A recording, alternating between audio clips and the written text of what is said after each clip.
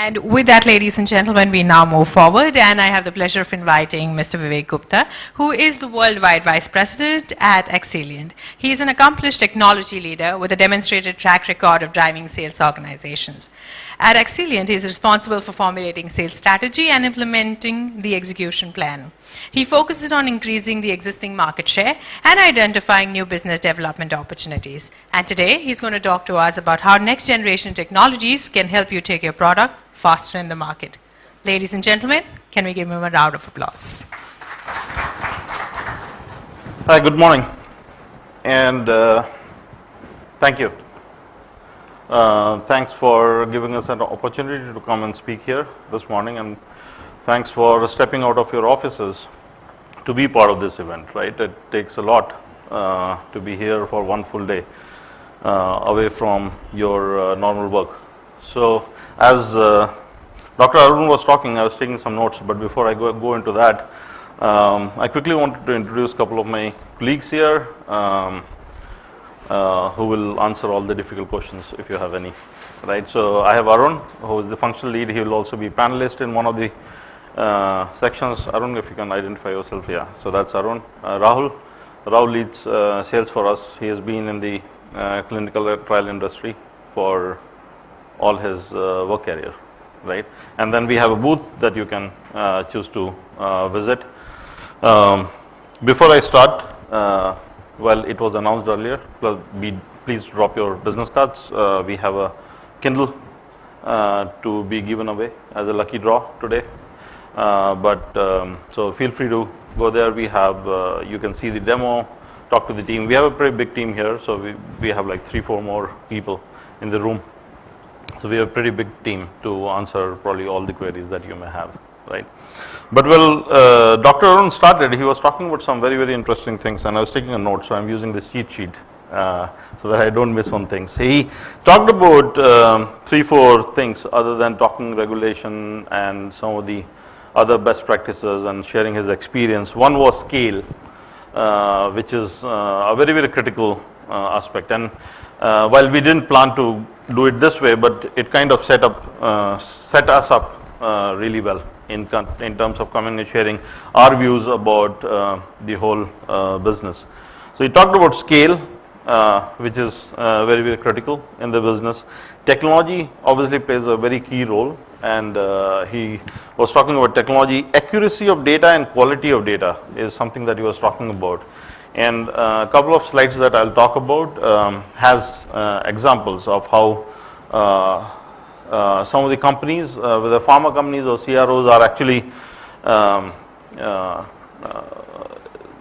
using various technologies to actually make it happen, right? And then he was talking about, he talked about Oracle, that when he was deploying Oracle at a CRO, it took him almost like 10 weeks to kind of go up and running with the system, etc., etc. So those were some of the things which kind of caught my attention, right? Because that goes well with the content that I have over the next 20-25 odd minutes, right?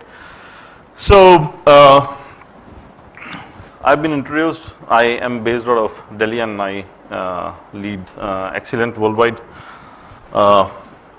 So let me start again with a thought-provoking thing, right? And this is, I was reading a research paper by founder of World Economic Forum. That is where he is talking about this, how different industrial revolutions are happening, right? So if you look at from left to right, we are talking about how things happened in 17th century with how the water and steam was used to bring the first industrial revolution, to the second revolution, wherein we started talking about electricity being produced, right? There used to be big electricity plants owned by industries, right?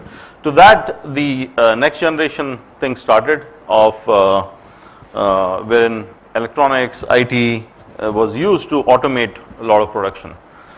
Now comes a time wherein 2015 onwards, there is a huge disruption which is happening in almost every single industry, every single vertical, every single, including your business, but all the other businesses out there. And there's a lot of automation which is happening, there's a lot of data which is being produced, right? Your business is primarily only data, right? In fact, most of the companies deal only with data. And there is huge amount of data, which also increases the possibility, right, of how you can do things better, how you can do things faster at the scale using the technology that Dr. Arun was talking about as some of the concern areas, right? So if you look at today's world is obviously a connected world, right? You have so many devices. I see so many people here having different kind of phones. All phones are smartphones, at least in this room, right? The other day I went out to shop. Even the rickshawala had a smartphone because the smartphones are cheaper nowadays. And there is so much of content and data which is being there. It's a connected world, right? So there are a lot of these next generation technologies, right, which are coming up and which is helping fuel the overall growth and the consumption. And it is also allowing you to be real-time connected in some shape or form, right? Like say in clinical trial industry, if you can have a mechanism to collect data on a real-time basis, right, rather than going through a paper-based workflow, having inaccurate data, having quality issues, etc., etc. Just think of a situation, and I do have one example in my presentation wherein I will talk about it, but just think about a situation wherein if I'm one of the patients going through a part of your trial, and if you can gather data real time rather than waiting for me to log into systems, etc., etc. Well, that can also be one of the mechanisms, right? And how you can integrate that with your clinical trial systems to come out with better results, right? Which are also compliant. So if you look at, these are some of the key industry trends, right? And this is obviously from World Economic Forum 2016. They say that massive disruption, right? By 2015, 5% of consumer product will be printed in 3D, right? In 10 years, AI machine will chair board meeting. Well, this is one of the things, but there are better examples in your own industry, how someone is using it now, right? Internet of Things, this is becoming the mainstream, right? Right from big propeller-based aircrafts and to ships to in your own industry as well. And there are examples, right? There are companies who have come out with medicines. There are some examples that one of the company has, wherein they have these medicine boxes, which are IoT based, right? And it kind of goes and reminds you, connected with the wearable. It tells you what to do, when to do, what not to do, etc., etc., which is very, very interesting, right? And these are the, if you look at that, very much relates with the three key industry trends that I'm going to talk about today, right? And these are the three. Wearables, it is a reality, right? If you see, there's a lot of companies a lot of individuals like us have started using smartwatches. I don't use one as of now, but at some point in time, I will.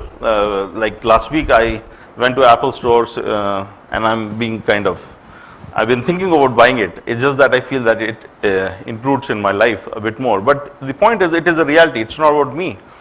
It's about thousands of other people who are using different kind of devices out there, right? The second trend is artificial intelligence, and AI has been used by for some very, very interesting use cases, including a very large pharma company. And I'm glad that Sanofi is here in the room. I think because I saw them during one of the panel, and they have done something very interesting, which I'll talk about. Right? It's a publicly available. So whatever I'm sharing here is publicly available data. Right? It's nothing confidential to any company. And then third trend, which we are seeing growing, is cloud computing. Right? That actually goes and addresses exactly the same problem which Dr. Arun was talking about, of scale, technology, etc., etc., etc. And your also ability to do more, right, with the data that is being produced.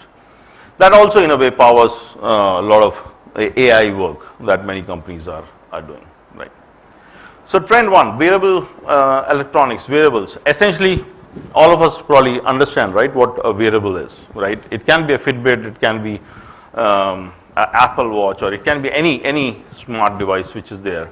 But more interestingly, if you look at companies like Fitbit, right, what they helps this particular industry, which is clinical trial industry, is ability to get patterns of sleep, patterns, and a lot of other things that a person is doing during a day, right, which is at this point in time practically not possible for any of us to track, which makes it very, very interesting, because we are in business of clinical trials. Obviously this business is growing and growing really big, right? Like if you look at even the stock prices of most of the variables, it's very, very high. They are valued like 20, 30, 40x at times, which is like unimaginable. Whether they are in profits or not, it doesn't matter. They are like 40x, 50x of their market cap compared to their revenues. Purely based on this fact that this industry is going to be big industry, right? 75 billion. If you average it out as $200 a watch, we are talking about like billions of variables out there, which makes it very, very interesting. And some of the benefits, if you look of variables, is obviously there are billions and billions of people who will be wearing these. At this point in time, even in India, the penetration of these variables is growing at approximately 6% quarter on quarter. That's by, and this is just a Fitbit data. There are other companies who may be experiencing a faster growth than this, and there may be companies who are experiencing a slower growth than this. But I can tell you that if any company is doing a lot of advertisements on television, especially during IPL, they are making a lot of money, right?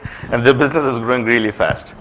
The other thing is, which I was talking about, mobility, sleep, heart rate count, which is otherwise unavailable at this point in time during the whole process, right, that we talk about.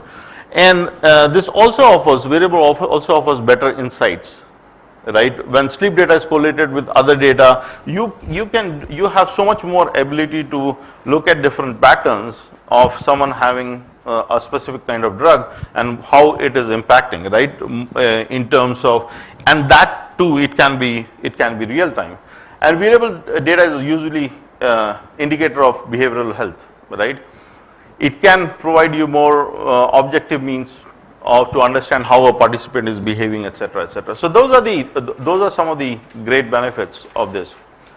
There are two. There's one example that I can share here. So this is you can find this Apple kit. If you haven't experienced it, they have open sourced it actually, so you can use it. You can download and use it.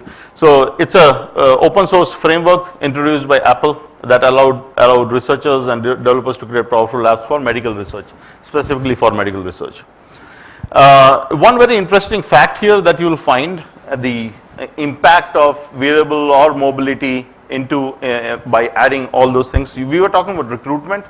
Dr. Arun was touching upon recruitment as one of the also concern areas. How do you recruit, etc., etc. And this case study actually emphasizes that how critical it is for the business. So this is a case study. Obviously, it's an extract of case study, not the full case study. But you can always find this on web, or we are happy, right, in minutes, because you are now online. You are not bound by a huge amount of paper movement between different systems, right, or different geographies, etc., etc., which is obviously not a very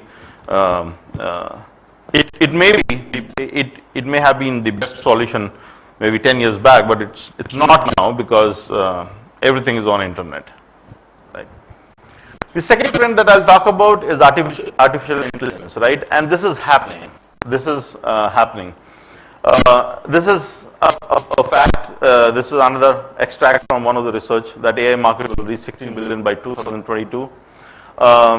But interestingly, if you look at, this is what AI is. What is the advantage of AI? Active patient participation in clinical trials, precision medicine for artificial intelligence, and creation of consistent standard for clinical trials. So essentially, if you look at AI, it is used in conjunction with mobility to do different things, right? I do have two examples here, but if you look at, in general, like I was talking about sonography, right?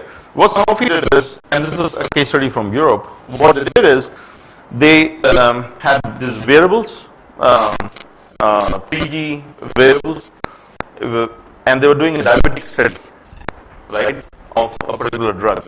And the data was collected absolutely real time from patients.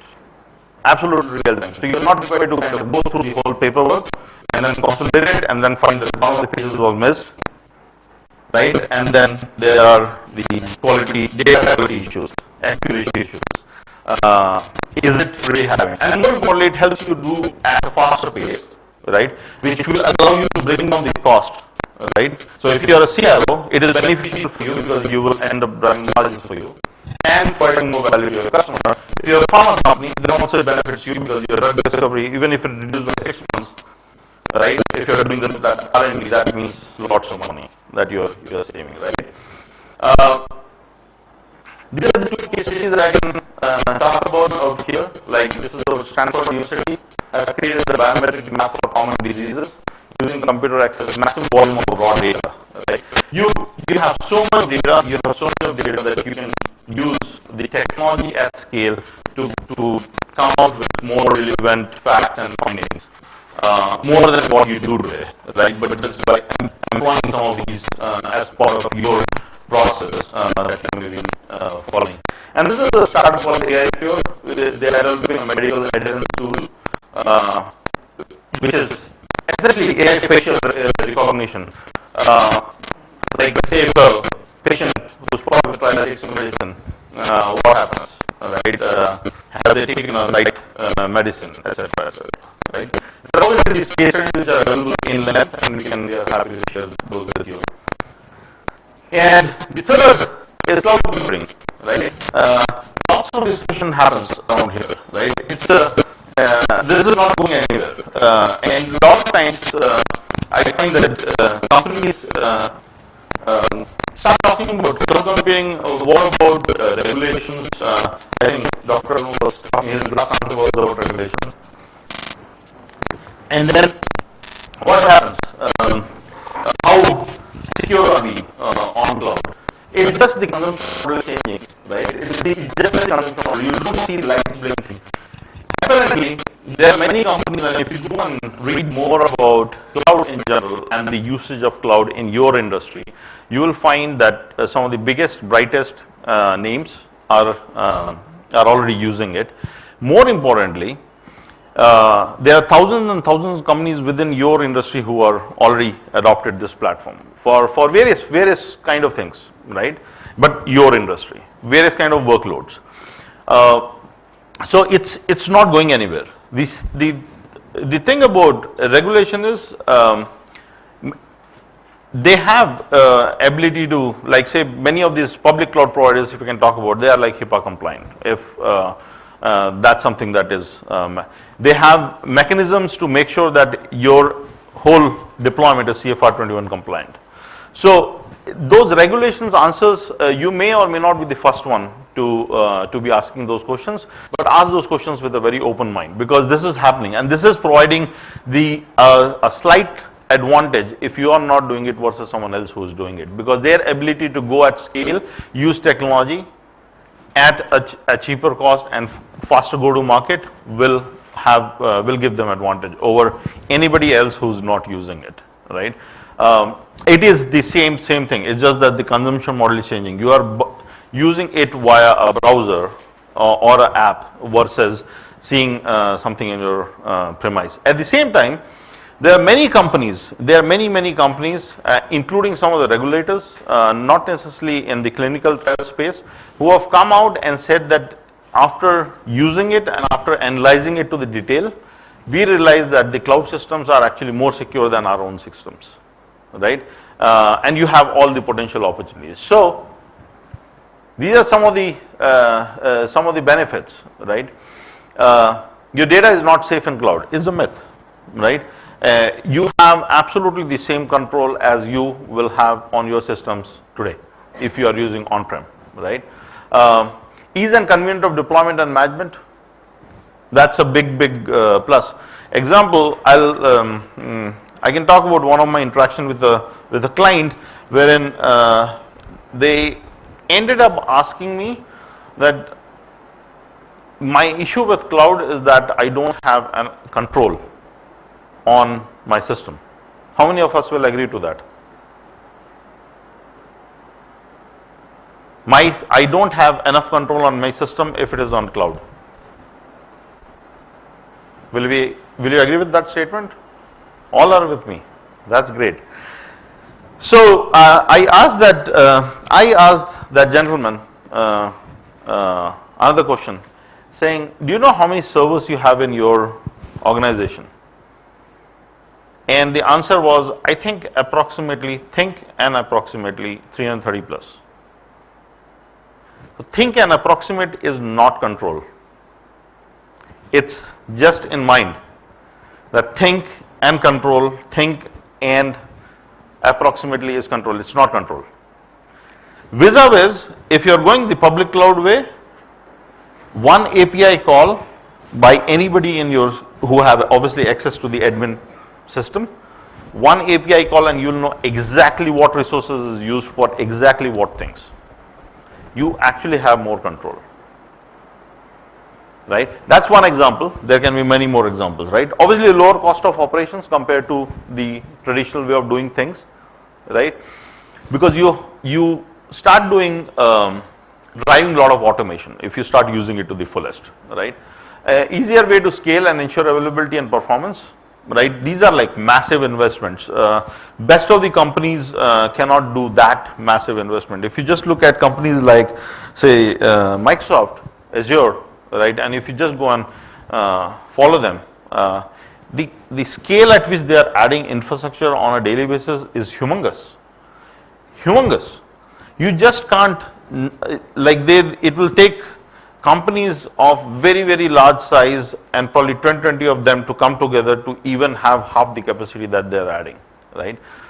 It's not an official statement. I'm just telling you that's the kind of scale that they're investing at, right? And remember, their business is security. Infrastructure just becomes a part to deliver that thing, right? It is their business. They are more concerned about security than you, because one breach and their entire business is gone. So they have much larger, they have invested billions and billions of dollars. Each of these public cloud companies, each of these data center providers, they've invested billions and billions of dollars to come out with these systems. So they have much bigger things at stake than any one of us, right? Which makes it, and it's obviously easier to scale. So Dr. Arun was talking about scale. You need, like, say we have one of our clients. I'm sorry, I'll take some Rahul's help. How many countries we are running that trial? 15 countries and some 40 sites, 335 sites, and over 8 million pages, right? We are talking about some massive scale out there. It's a very large, very, very large pharma company, right? So you're talking about massive scale. How do you reach that scale? You can't keep just adding one server at a time, slowing down the whole process for a month, then again restarting. By the time your need has again gone up, etc., etc. So it's easier way to scale and ensure availability and overall ease of use, right? You can do more in participation with your IT organization and at a much faster pace. And one of the examples, and we have picked an Indian example here, is Lupin, right? So Lupin has been a long-standing client of ours. They've been doing business with us for quite some time, but as they move to the newer version, they choose to deploy it on cloud, and Azure was chosen as the platform. So it's not just that we are talking about countries like US, etc., who are doing this. It's happening all over, right? We may be slightly behind adoption rate in rest of the other world, but it's happening, right? We have met multiple CROs in India who have deployed or in process of standardizing just on cloud as an offering, right? Because it helps them do it at a much faster pace. Quick slides about us. Accelient. This is our story. So we have been in business for 2 decades, right? We've been in business for very, very long time. So one thing is we understand the space really well, right? We have our engineering head here as well, and his name is Puvan. He's been with Accelient for over 14 years. So we do really understand the platform really well. Most of the project engineering teams that we have, they are like more than 7-8 years. Arun himself has been with the system for 6-7 years. So one, we understand our platform really well, right? But the most important thing there is, last couple of years we have done a lot of work to modernize the system and be ready for the next generation, right? So, but we have a global footprint as of now, India, US and UAE. We have teams all over. We are having plans to have a couple of more offices in outside India, a couple of more countries is what we are planning to expand. We have hundreds of clients, obviously, because we have been in business for quite some time. Many of them have an embarked journey to the next generation, like Lupin did. And this is the latest version. We are happy to come and explain you more over the platform and show you demo, etc., etc. But this is what comprises of the platform, right? So we have EDC, ePro, document management, inbuilt UTB, right? I'm sure all of us are kind of familiar with all these terms, right? There's some interesting thing that I wanted to kind of share as well. We were rated, this is a 2015 survey by ISR report. We were rated highest among the overall satisfaction in EDC service provider performance over most of the common tools that you would have used or you would have known of, right? So that was a good endorsement of our platform. Then we were also recently kind of featured in one of the US magazines as one of the top 10 clinical trial providers in the world. So that was another great endorsement.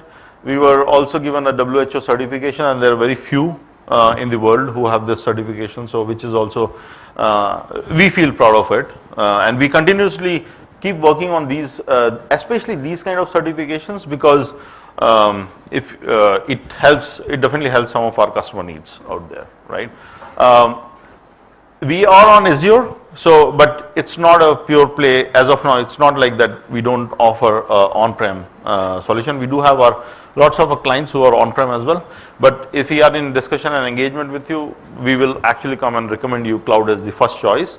Unless you have concerns, we will not recommend you to go on-prem, right? And we already have a great name who's using it for BA/BE studies specifically, right? So it's not like you will be the first one using it in India or anywhere else, right? More importantly, we are compliant, 21 CFR Part 11 compliant as well. These are some of our product differentiators. So again, one of the reasons I was taking some notes and making this cheat sheet was he talked about one of the applications which Dr. Arun bought, and it took 10 weeks for them to go up and running. While you can read some of these things, but these are some of the key product differentiators that I would want to share. Trial deployment and deployment time is reduced to days from months. So our platform can be deployed and consumed at a much faster pace compared to any other thing out there.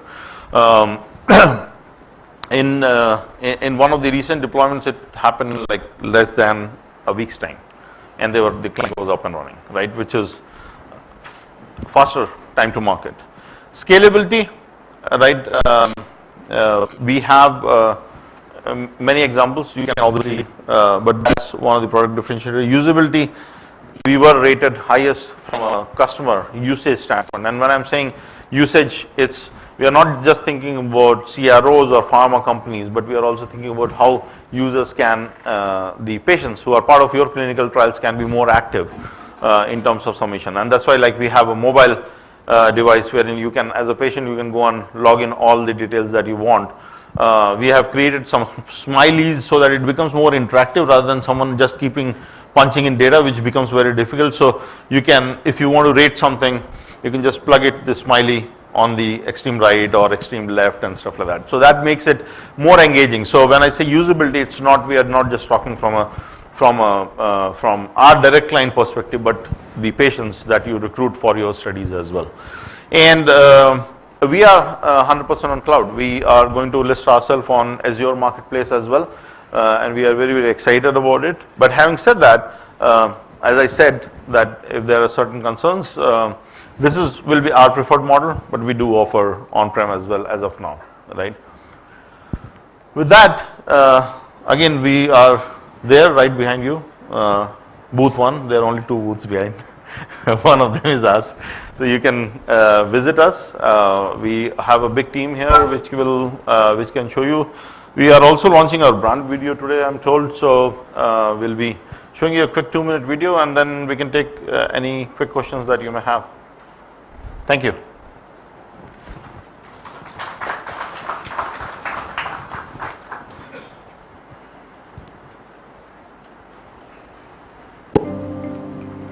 What is the larger vision of healthcare? A healthy planet, greater wellness. Today, healthcare organizations are putting a lot of effort to better human life and bring breakthrough discoveries and solutions through clinical trials. The time, money, and effort put into drug discovery and clinical research is enormous, yet the failure rate is on the high side. These companies have to go through multiple stages right from inception to launching the drug in the market. Throughout these stages, they face lots of challenges, such as increasing product development costs, massive volumes of unstructured data, rising pressure from consumers and policymakers to lower drug prices, reducing the time to market, complying with increasingly onerous regulations. To be the best in the industry, you have to beat all these challenges. Is that really possible? Can we be smarter, faster, and real-time? Introducing Accelient, a global leader in clinical trial solutions committed to create workable solutions for your unique needs with measurable business impact.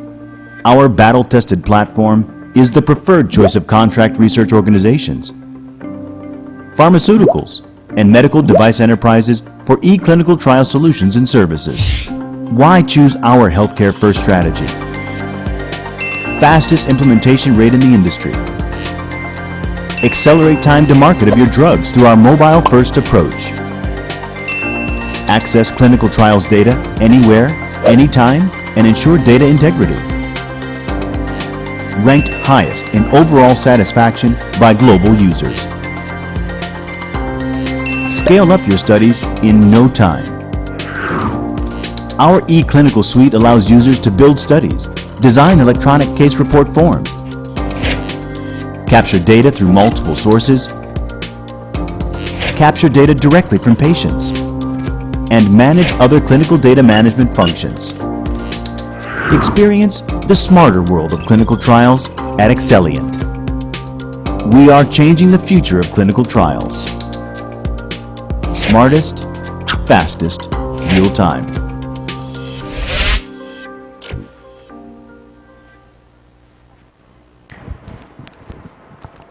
Thank you very much, everybody, for your attention, and thank you very much for that presentation. With that, as we said, time now for questions. Anybody, if you have any questions, please raise up your hands and we'll bring the mic forward. I don't know if you can come also forward.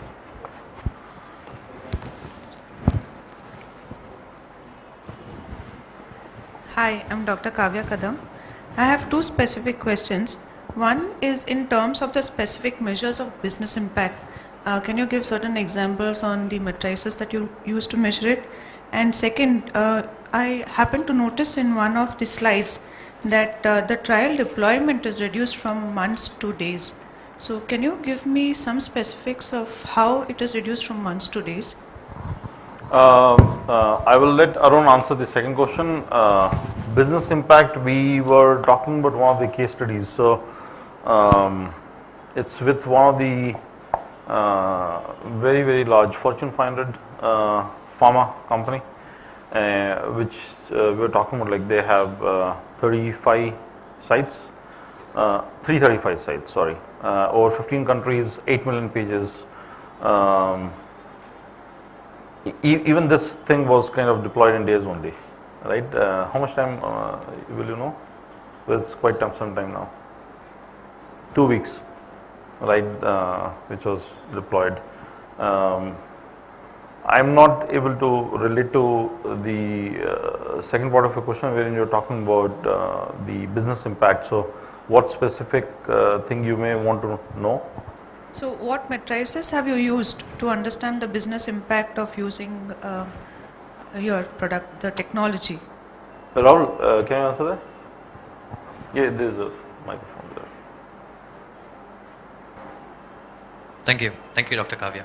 Well, as far as business impact is concerned, and when we evaluate our application, the foremost important thing that we observe is the time to market.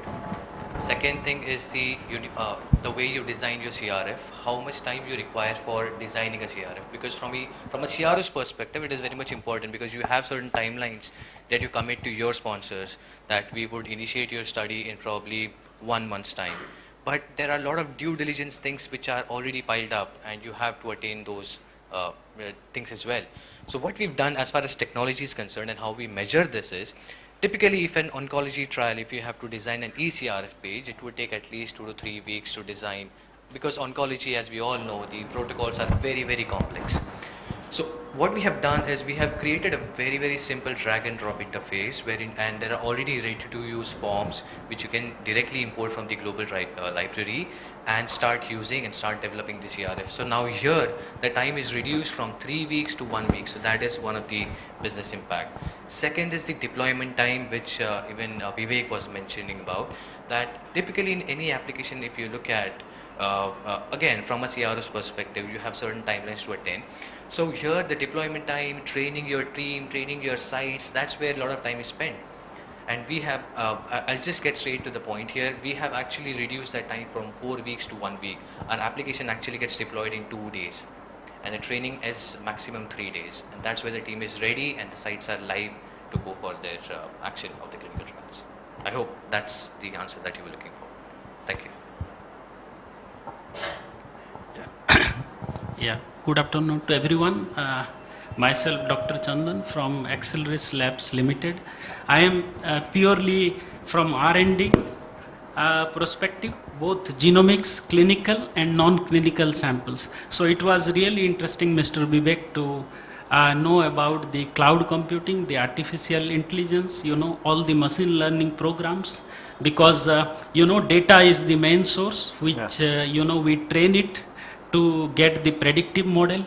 So yeah, that was really interesting. I don't have any question. Maybe I will talk to them, the technicality of, development of that, how to catch the real-time data, how is the platform built. So maybe I am interested on that perspective, but it is really interesting. So yeah, so far, being Indian, we do not come up with a very good drug or vaccine. Vaccine we have, successful a bit, but, we are also trying to, build a model where, we can identify the traits for a particular disease so that the patient before they go to hospital, we can check it. So I am working on that part and our organization is working on that part, so how we can predict it. So the cost of the hospitalization will be less. So I am less towards, clinical samples and their, analysis. So it was great, to have a such, real-time system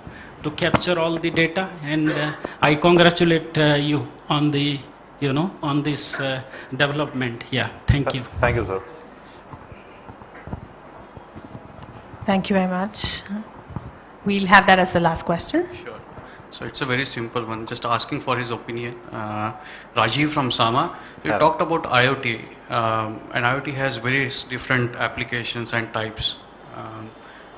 So from ingesting a pill that sends out signals to watches and so on, but in the watch market at least, the interest seems to be tapering off.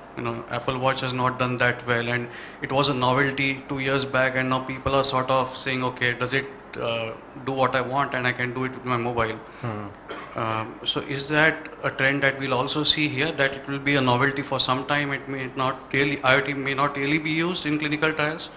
And the other problem of using IoT there is that the biomarkers that you're looking for, heart rate variability might be useful for cardiovascular outcomes or something, but a lot of measurements that you typically need to do, or maybe in diabetes, but these are exceptions rather than the rules. So do you really think that IoT is going to make the impact that? See, as far as, and that's my personal opinion, right? So I'm not referring any research here per se.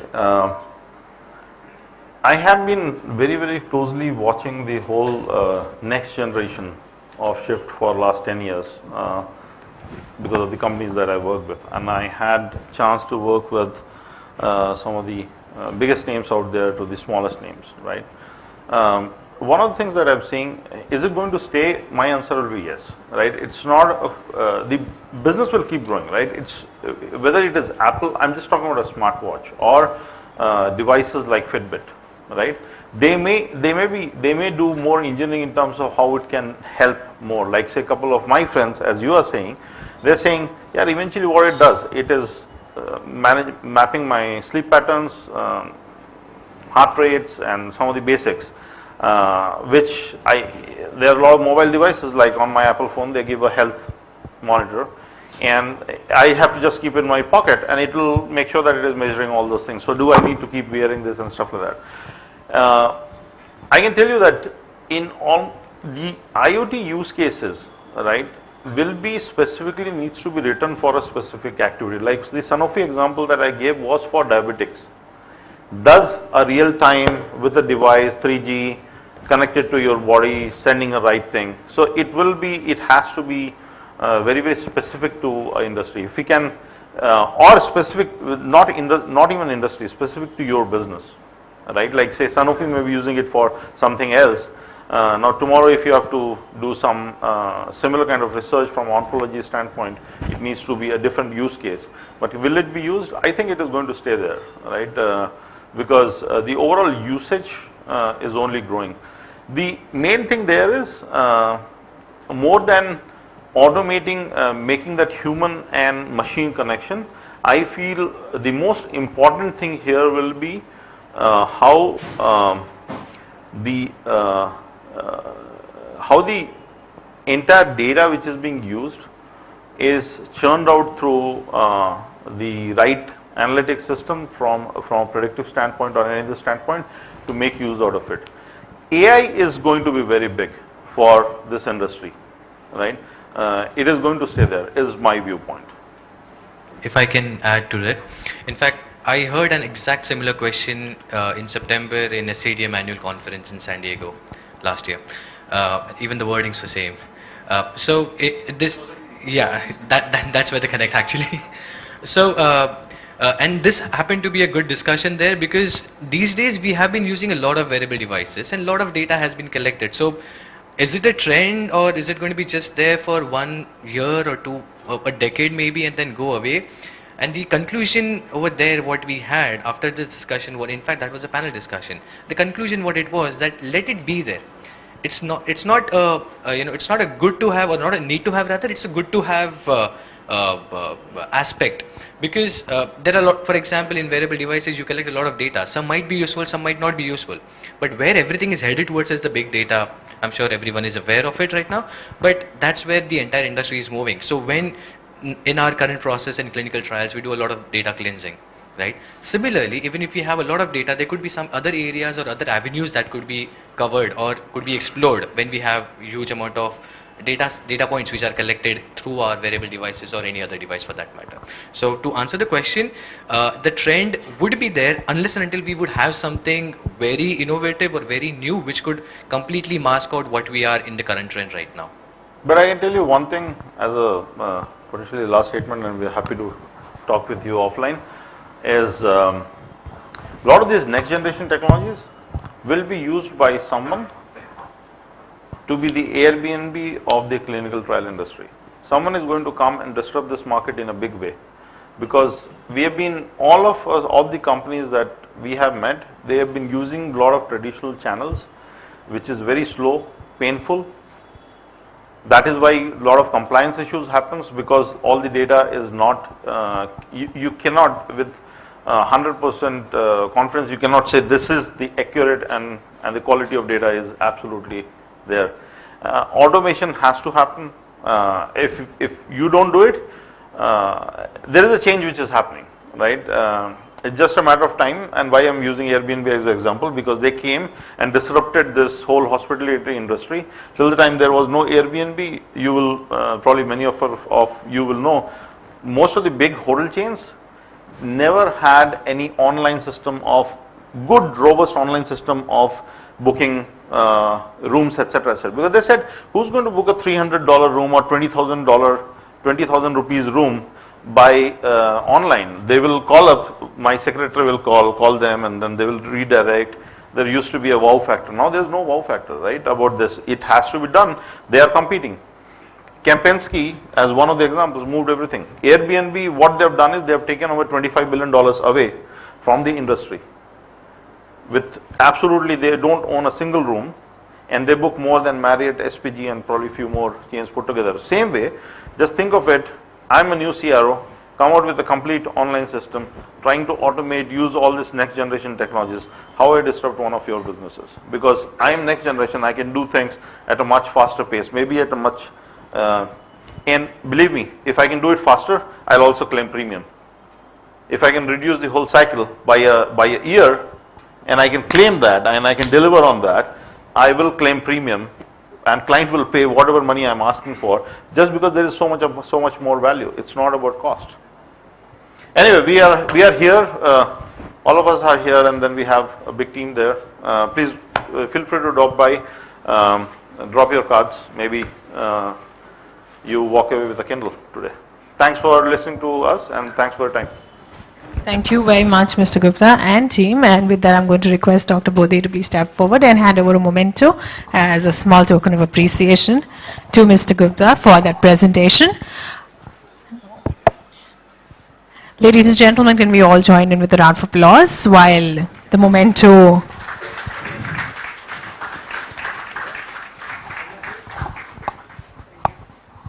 Thank you.